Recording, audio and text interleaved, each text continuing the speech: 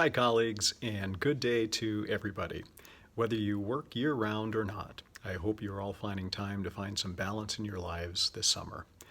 Fair warning, this message is slightly longer than usual given some of the updates that I have for you. So here we go. In school board news, Carrie Weipert has been hired as the new Assistant Director of Special Education. Chris Douthit has been hired as Schrader Middle School's interim principal for the 2019-2020 school year. Chris's hire leaves a vacancy on the school board, so we are taking applications for the open school board seat at the time of this message. The school board's finance committee and also the school board approved the hiring of 3 additional FTEs relating to middle school special education positions. These positions will address the major influx of students on IEPs and who actually need more resource classroom time. The Finance Committee also approved a grant writer position that will oversee all state and federal grant programs, along with going after millions of dollars available to school districts for various programs. This position will pay for itself after 1 year and will help us generate unconventional revenue, assisting with the overall budgeting process. Gina Weiler has been hired as our new Workforce Safety Coordinator, a position that after 1 year also will pay for itself due to lower district insurance premiums now that we have someone in place relative to workforce safety and compliance issues. All of us will be responsible in the near future to complete specific steps relative to safety in the workplace. And if you've ever been an adjunct at UND before, you know what I'm talking about with the online modules.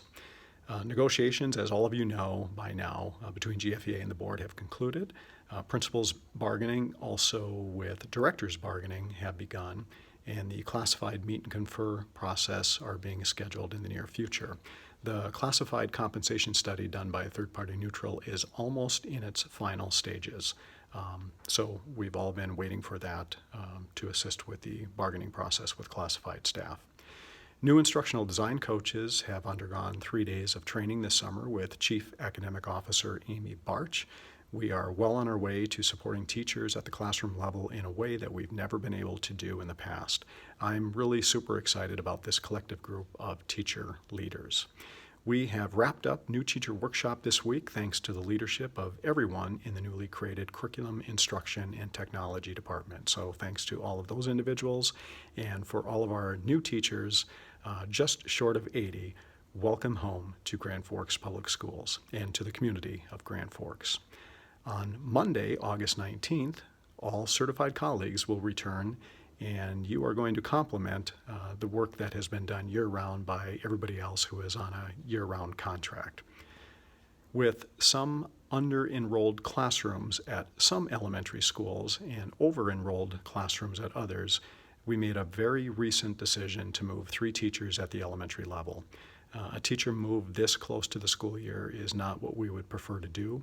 It adds stress to those mostly affected, and we do apologize for what is much greater than an inconvenience to those teachers on many levels. We've been monitoring enrollment all summer, and unfortunately, some of the changes do happen very late. It's not our preference, for sure. That said, I do want to thank the affected teachers and schools for handling this with professionalism and as understanding that this is a piece to the overall staffing process. I'm looking forward to seeing many of you on Wednesday, August 21st at 8 a.m. at the Red River Performance Hall. A continental breakfast is going to be available as early as 7 a.m. in the Commons area, thanks to Child Nutrition for facilitating that again this year. Brian Mendler will be our keynote speaker, following my opening, yet limited remarks. Please be seated by 8 a.m. in the Performance Hall, and we thank you for your cooperation. In Buildings and Grounds, here are some updates for you. The central boiler plant replacement project has been completed, and the boiler will be fired up on August 22nd. The same holds true for the Schrader boiler plant replacement. We'll be ready to go and fired up on August 22nd. At Central High School, the bleacher replacement has been completed. The Executive Corners parking lot is well underway and should be ready by the first day of school. At Ben Franklin, window replacements in a portion of that building has been completed.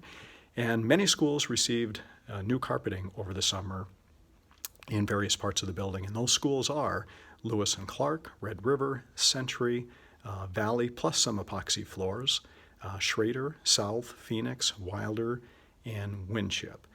At Viking, the relocatables are on site. Those are the 4 new classrooms, 2 buildings with 4 new classrooms. We've been hampered by some rain, as you can well expect, so that has slowed the process a little bit. As always, the goal is to be ready for day number 1, and we'll have to be flexible with that depending on what the weather does.